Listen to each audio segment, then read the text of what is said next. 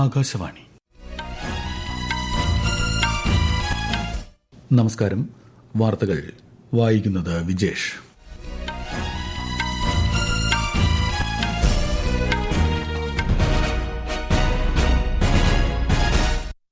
പ്രധാന വാർത്തകൾ. പശ്ചിമേഷ്യയിൽ സംഘർഷം അയവില്ലാതെ തുടരുന്നു. ഹോർമൂസ് കടലിടുക്ക് തുറക്കുന്നതിന് ഇറാന് ഏപ്രിൽ 6 വരെ സമയപരിധി നീട്ടി നൽകി അമേരിക്ക. രാജ്യത്ത് LPG വിതരണത്തിൽ യാതൊരു തടസ്സവുമില്ലെന്ന് കേന്ദ്ര സർക്കാർ. 74 ദിവസത്തെ മൊത്തം കരുതൽ ശേഖരമുണ്ടെന്നും പെട്രോളിയം പ്രകൃതിവാതക മന്ത്രാലയം. ഐക്യരാഷ്ട്രസഭ സുരക്ഷാ കൌൺസിൽ പരിഷ്കാരങ്ങൾ അനിവാര്യമെന്ന് G7 യോഗത്തിൽ വിദേശകാര്യമന്ത്രി S. ജയശങ്കർ. കേരളത്തിൽ നിയമസഭാ തെരഞ്ഞെടുപ്പിനുള്ള മത്സര ചിത്രം തെളിഞ്ഞു. 140 മണ്ഡലങ്ങളിലായി 890 സ്ഥാനാർത്ഥികൾ. പകൽ താപനില ഉയരുന്നതിനിടെ സംസ്ഥാനത്ത് വിവിധയിടങ്ങളിൽ നേരിയ മഴയ്ക്ക് സാധ്യതയെന്ന് കേന്ദ്ര കാലാവസ്ഥാ വകുപ്പ്. SAFF under twenty football championship group മത്സരത്തിൽ പാകിസ്ഥാനെതിരെ ഇന്ത്യയ്ക്ക് ജയം. വാർത്തകൾ വിശദമായി. പശ്ചിമേഷ്യയിൽ സംഘർഷം അയവില്ലാതെ തുടരുന്നു. ഹോർമൂസ് കടലിടുക്ക് തുറക്കുന്നതിന് ഇറാന് ഏപ്രിൽ 6 വരെ സമയപരിധി നീട്ടി നൽകി അമേരിക്ക. വിശദാംശങ്ങളിലേക്ക്. ഏപ്രിൽ 6-നകം ഹോർമൂസ് കടലിടുക്ക് തുറന്നില്ലെങ്കിൽ ഇറാനിലെ ഊർജ്ജ നിലയങ്ങൾ ലക്ഷ്യമിട്ട് കൂടുതൽ ശക്തമായ ആക്രമണം നടത്തുമെന്നാണ് US പ്രസിഡന്റ് സമൂഹമാധ്യമത്തിൽ പ്രഖ്യാപിച്ചത്. ഇറാൻ സംഘർഷത്തിൽ പിന്തുണ നൽകാത്ത നാറ്റോ സഖ്യകക്ഷികൾ നിഷ്ക്രിയരാണെന്ന് വിമർശിച്ച ട്രംപ് US സൈനിക വിഭവങ്ങൾ യുക്രൈനിൽ നിന്ന് പശ്ചിമേഷ്യയിലേക്ക് നീക്കുമെന്നും വ്യക്തമാക്കി. യുദ്ധം അവസാനിപ്പിക്കാനായി അമേരിക്ക മുന്നോട്ട് വച്ച 15 നിർദ്ദേശങ്ങൾ അടങ്ങിയ സമാധാന കരാർ ഏകപക്ഷീയമാണെന്ന് ഇറാനിയൻ വിദേശകാര്യ മന്ത്രാലയം പ്രതികരിച്ചു. ഇതിനു പകരം 5 ഉപാധികൾ ഇറാൻ മുന്നോട്ട് വച്ചു. ആയിരക്കണക്കിന് US സൈനികർ കൂടി ഈ മേഖലയിലേക്ക് അടുക്കവേ ടെഹ്റാനിലും മറ്റ് നഗരങ്ങളിലും കനത്ത ആക്രമണങ്ങൾ റിപ്പോർട്ട് ചെയ്തു. UAEയുടെ വ്യോമ പ്രതിരോധ സംവിധാനം ഇറാനിയൻ മിസൈലുകൾ തകർക്കുന്നതിനിടെ അവശിഷ്ടങ്ങൾ പതിച്ച് അബുദാബിയിൽ ഒരു മലയാളി ഉൾപ്പെടെ 2 പേർ മരിച്ചു. സംഘർഷം അടിയന്തരമായി ലഘൂകരിക്കാൻ അന്താരാഷ്ട്ര സമൂഹം ഇടപെടണമെന്ന് ഐക്യരാഷ്ട്രസഭ അഭ്യർത്ഥിച്ചു. കോവിഡ് മഹാമാരിക്ക് സമാനമാണ് നിലവിലെ സംഘർഷ സാഹചര്യമെന്ന് റഷ്യൻ പ്രസിഡന്റ് വ്ളാഡിമിർ പുടിൻ പ്രതികരിച്ചു. News desk, Akashvani. പശ്ചിമേഷ്യൻ സംഘർഷവുമായി ബന്ധപ്പെട്ട് പ്രധാനമന്ത്രി നരേന്ദ്രമോദി മുഖ്യമന്ത്രിമാരുമായി ഇന്ന് ചർച്ച നടത്തും. വൈകുന്നേരം വീഡിയോ കോൺഫറൻസിംഗിലൂടെയാണ് യോഗം. സംസ്ഥാനങ്ങൾ സ്വീകരിക്കേണ്ട നടപടികൾ ചർച്ച ചെയ്യും. തെരഞ്ഞെടുപ്പ് നടക്കുന്ന സംസ്ഥാനങ്ങളിലെ മുഖ്യമന്ത്രിമാർ യോഗത്തിൽ പങ്കെടുക്കില്ല. രാജ്യത്തെ പെട്രോളിയം LPG വിതരണ സംവിധാനം പൂർണ്ണമായും സുരക്ഷിതവും നിയന്ത്രണ വിധേയവുമാണെന്ന് കേന്ദ്ര സർക്കാർ വ്യക്തമാക്കി. രാജ്യത്ത് 74 ദിവസത്തെ മൊത്തം കരുതൽ ശേഖരമുണ്ട്. ക്രൂഡ് ഓയിൽ ഉൽപ്പന്ന ശേഖരം, തന്ത്രപരമായ സംഭരണം എന്നിവ ഉൾപ്പെടെ 60 ദിവസത്തേക്കുള്ള ശേഖരം സജ്ജമാണ്. ചില്ലറ വിൽപ്പന കേന്ദ്രങ്ങളിൽ ആവശ്യത്തിന് ഇന്ധനമുണ്ടെന്നും രാജ്യത്തെവിടെയും പെട്രോൾ, ഡീസൽ, LPG ക്ഷാമമില്ലെന്നും പെട്രോളിയം പ്രകൃതിവാതക മന്ത്രാലയം അറിയിച്ചു. ഐക്യരാഷ്ട്രസഭ സുരക്ഷാ കൌൺസിൽ പരിഷ്കാരങ്ങൾ അനിവാര്യമാണെന്ന് വിദേശകാര്യമന്ത്രി S. ജയശങ്കർ. ഫ്രാൻസിൽ നടക്കുന്ന G7 വിദേശകാര്യമന്ത്രിമാരുടെ യോഗത്തിൽ സംസാരിക്കുകയായിരുന്നു അദ്ദേഹം. സുരക്ഷാ കൌൺസിലിന്റെ സമാധാന പരിപാലന പ്രവർത്തനങ്ങൾ കാര്യക്ഷമമാക്കാനുള്ള നടപടികൾ അടിയന്തരമായി പരിഗണിക്കേണ്ട വിഷയമാണെന്നും അദ്ദേഹം വ്യക്തമാക്കി.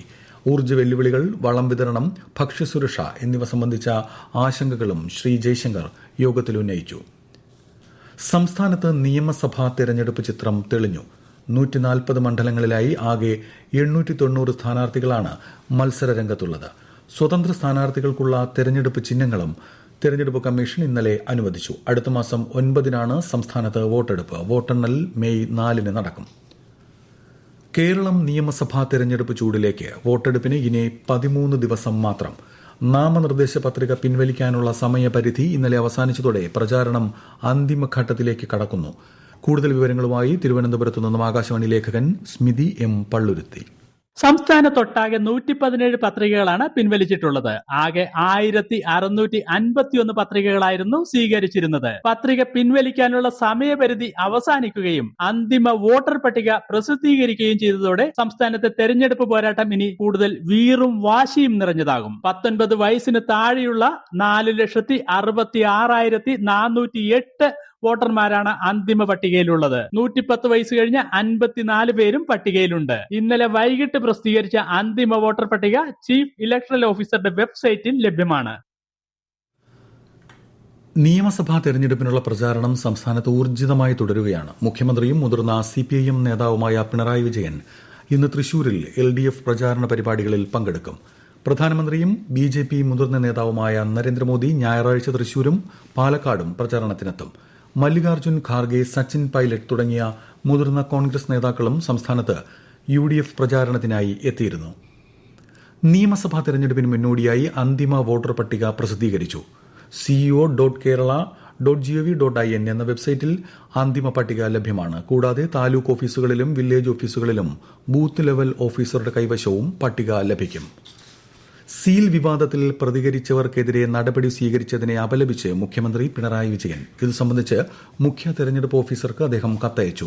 ജനാധിപത്യ രാജ്യത്ത് ഇത്തരം സംഭവങ്ങൾ പൊതുജനങ്ങളിൽ നിന്ന് അഭിപ്രായങ്ങൾക്കും വിമർശനങ്ങൾക്കും വഴിവെക്കുമെന്നും മുഖ്യമന്ത്രി കത്തിൽ ചൂണ്ടിക്കാട്ടി. നിയമസഭാ തെരഞ്ഞെടുപ്പിന്റെയും ഉപതെരഞ്ഞെടുപ്പിന്റെയും പശ്ചാത്തലത്തിൽ മാതൃകാ പെരുമാറ്റച്ചട്ടം നിലനിൽക്കെ കേരളം ഉൾപ്പെടെ വിവിധ സംസ്ഥാനങ്ങളിൽ നിന്ന് അനധികൃതമായി കടത്താൻ ശ്രമിച്ച 408 കോടിയിലധികം രൂപ മൂല്യം വരുന്ന വസ്തുക്കൾ എൻഫോഴ്സ്മെന്റ് ഏജൻസികൾ പിടിച്ചെടുത്തു. 17.44 കോടി രൂപയുടെ പണം, 37 കോടിയോളം രൂപയുടെ മദ്യം, 167 കോടിയിലധികം രൂപയുടെ മയക്കുമരുന്ന്, 23 കോടി രൂപ വിലപിടിപ്പുള്ള ലോഹങ്ങൾ, 163 കോടിയിലധികം രൂപ മൂല്യം വരുന്ന മറ്റു വസ്തുക്കൾ എന്നിവയാണ് പരിശോധനയിലൂടെ പിടികൂടിയത്. ഈ വാർത്തകൾ ആകാശവാണിയിൽ നിന്ന്. ആകാശവാണി വാർത്തകളും വാർത്താ അധിഷ്ഠിത പരിപാടികളും all India radio news Thiruvananthapuram YouTube ചാനലിലും @all India radio news Thiruvananthapuram Facebook പേജിലും AIR ന്യൂസ് _തിരുവനന്തപുരം ഇൻസ്റ്റഗ്രാം അക്കൌണ്ടിലും @AIR ന്യൂസ് _TVM X ഹാൻഡിലും ലഭ്യമാണ്. മാലയിൽ നടക്കുന്ന SAFF under twenty football championship group മത്സരത്തിൽ പാകിസ്ഥാനെതിരെ ഇന്ത്യയ്ക്ക് ജയം. എതിരില്ലാത്ത 3 ഗോളുകൾക്കാണ് പാകിസ്ഥാനെ പരാജയപ്പെടുത്തിയത്. നാളെ നടക്കുന്ന രണ്ടാം മത്സരത്തിൽ ഇന്ത്യ ബംഗ്ലാദേശിനെ നേരിടും. കേരളത്തിൽ പകൽ താപനില ഉയരുന്നതിനിടെ ഇന്ന് വിവിധ പ്രദേശങ്ങളിൽ നേരിയ തോതിൽ മഴ ലഭിക്കാൻ സാധ്യത. 11 ജില്ലകളിൽ നേരിയ മഴ ലഭിക്കുമെന്ന് കാലാവസ്ഥാ വകുപ്പ് അറിയിച്ചു. തിരുവനന്തപുരം, കൊല്ലം, ആലപ്പുഴ ഒഴികെയുള്ള ജില്ലകളിലാണ് മഴ മുന്നറിയിപ്പ്. അതിനിടെ കൊല്ലം, കോട്ടയം, പാലക്കാട് ജില്ലകളിൽ പകൽ താപനില 38 ഡിഗ്രി വരെ ഉയരാനും സാധ്യതയുണ്ട്. രാജ്യത്തെ റോഡുകളിൽ ഏറ്റവും കൂടുതൽ അപകടങ്ങൾ സംഭവിക്കുന്ന ബ്ലാക്ക് സ്പോട്ടുകൾ കണ്ടെത്തി പരിഹാര നടപടികൾ സ്വീകരിച്ചതായി കേന്ദ്രമന്ത്രി Nitin Gadkari.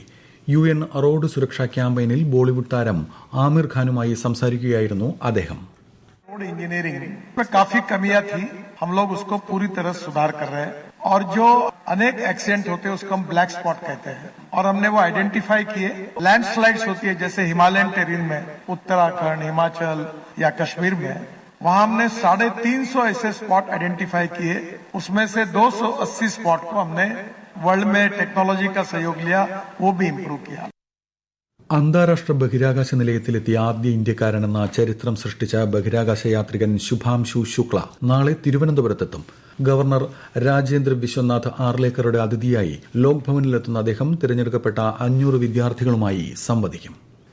Cricket പ്രേമികൾക്ക് ആവേശമായി west ഇൻഡീസിന്റെ Indian പര്യടനത്തിലെ ആദ്യ ഏകദിന മത്സരത്തിന് തിരുവനന്തപുരം വേദിയാകും. BCCI പുറത്തുവിട്ട മത്സരക്രമമനുസരിച്ച് സെപ്റ്റംബർ 27-ന് കാര്യവട്ടം ഗ്രീൻഫീൽഡ് ഇന്റർനാഷണൽ സ്റ്റേഡിയത്തിലാണ് ആദ്യ പോരാട്ടം. 3 ഏകദിനങ്ങളും 5 2020 മത്സരങ്ങളുമാണ് പര്യടനത്തിലുള്ളത്. 3 വർഷത്തെ ഇടവേളയ്ക്ക് ശേഷമാണ് കാര്യവട്ടത്തേക്ക് ഏകദിന മത്സരം എത്തുന്നത്. ഈ വർഷത്തെ ഇന്ത്യൻ പ്രീമിയർ ലീഗ് ക്രിക്കറ്റ് ടൂർണമെന്റിന് നാളെ തുടക്കമാകും. ബംഗളൂരുവിലെ ചിന്നസ്വാമി സ്റ്റേഡിയത്തിൽ നടക്കുന്ന ആദ്യ കളിയിൽ നിലവിലെ ചാമ്പ്യന്മാരായ റോയൽ ചലഞ്ചേഴ്സ് ബംഗളൂരുവും സൺറൈസേഴ്സ് ഹൈദരാബാദും ഏറ്റുമുട്ടും. അതേസമയം IPL രണ്ടാം ഘട്ടത്തിന്റെ ഷെഡ്യൂൾ BCCI പുറത്തിറക്കി. ഏപ്രിൽ 13 മുതൽ മെയ് 24 വരെ 12 നഗരങ്ങളിലായി 50 മത്സരങ്ങൾ നടക്കും. ഛത്തീസ്ഗഡിൽ നടക്കുന്ന ഖേലോ ഇന്ത്യ ട്രൈബൽ ഗെയിംസിന്റെ രണ്ടാം ദിനത്തിൽ നീന്തൽ, വെയ്റ്റ് ലിഫ്റ്റിംഗ്, ഹോക്കി, ഫുട്ബോൾ മത്സരങ്ങൾ പൂർത്തിയായി. നീന്തലിൽ കർണാടകവും വെയ്റ്റ് ലിഫ്റ്റിംഗിൽ അസമും സ്വർണ്ണ മെഡൽ നേടി. നിലവിൽ 8 സ്വർണവുമായി കർണാടകമാണ് മെഡൽ പട്ടികയിൽ ഒന്നാമത്. നേപ്പാൾ പ്രധാനമന്ത്രിയായി രാഷ്ട്രീയ സ്വതന്ത്ര പാർട്ടി നേതാവ് ബാലേന്ദ്ര ഷാ ഇന്ന് സത്യപ്രതിജ്ഞ ചെയ്യും. 35-ാം വയസ്സിൽ പ്രധാനമന്ത്രിയാകുന്ന അദ്ദേഹം നേപ്പാളിലെ ഏറ്റവും പ്രായം കുറഞ്ഞ പ്രധാനമന്ത്രിയാണ്. പ്രധാന വാർത്തകൾ വീണ്ടും. പശ്ചിമേഷ്യയിൽ സംഘർഷം അയവില്ലാതെ തുടരുന്നു. ഹോർമൂസ് കടലിടുക്ക് തുറക്കുന്നതിന് ഇറാന് ഏപ്രിൽ 6 വരെ സമയപരിധി നീട്ടി നൽകിയ അമേരിക്ക. രാജ്യത്ത് LPG വിതരണത്തിൽ യാതൊരു തടസ്സവുമില്ലെന്ന് കേന്ദ്ര സർക്കാർ.